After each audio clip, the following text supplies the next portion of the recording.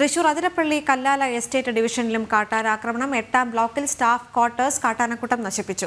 വീട്ടുപകരണങ്ങളും നശിപ്പിച്ചു. ക്വാർട്ടേഴ്സിൽ രാത്രിയിൽ ആളില്ലായിരുന്നതിനാൽ വലിയ അപകടം ഒഴിവായി.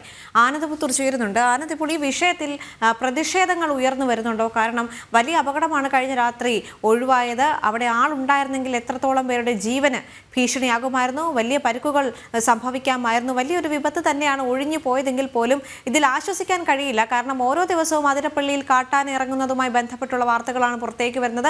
അതിൽ യാതൊരു വിധത്തിലുള്ള നടപടികളും അധികാരികളുടെ ഭാഗത്തു നിന്നും ഉണ്ടാകുന്നില്ല എന്ന കാര്യത്തിൽ സംശയമില്ല. തീർച്ചയായിട്ടും. അതായത് ഈ നേരത്തെ സൂചിപ്പിച്ച പോലെ തന്നെ കഴിഞ്ഞ കുറെ മാസങ്ങളായി നിരന്തരമായി അതിരപ്പള്ളി ചേർന്നുള്ള വനമേഖലയിൽ കാട്ടാന ആക്രമണം ഒരു പതിവ് സംഭവമായി മാറിക്കൊണ്ടിരിക്കുകയാണ്. പ്രത്യേകിച്ച് ഈ റോഡിലൂടെ സഞ്ചരിക്കുന്ന ആളുകൾക്ക് നേരെ കാട്ടാനകൾ പാഞ്ഞെടുക്കുന്നു.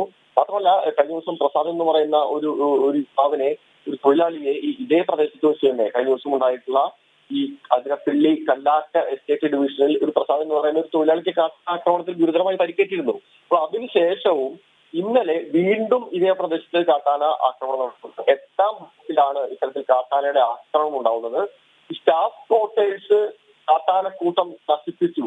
വീടിനകത്തേക്ക്, അതായത് സ്റ്റാഫ് ക്വാർട്ടേഴ്സിനകത്തേക്ക് കിടക്കുകയും അതിന്റെ ഭിത്തികളെല്ലാം തകർത്ത് ഇതിലുപയോഗിക്കുന്ന പാത്രങ്ങളും വാഷിംഗ് മെഷീൻ, മറ്റ് ഗൃഹോപകരണങ്ങൾ, അലമാര, വസ്ത്രങ്ങളെല്ലാം ഈ കാട്ടാനക്കൂട്ടം നശിപ്പിച്ചു എന്നാണ് ഇവിടുത്തെ താമസക്കാരായിട്ടുള്ള ആളുകൾ പറയുന്നത്. വലിയ ഒരു ദുരന്തം ഒഴിവായത് അവിടെ ആ സമയത്ത് ആളുകൾ ഇല്ലാത്തത് മൂലം മാത്രമാണ്.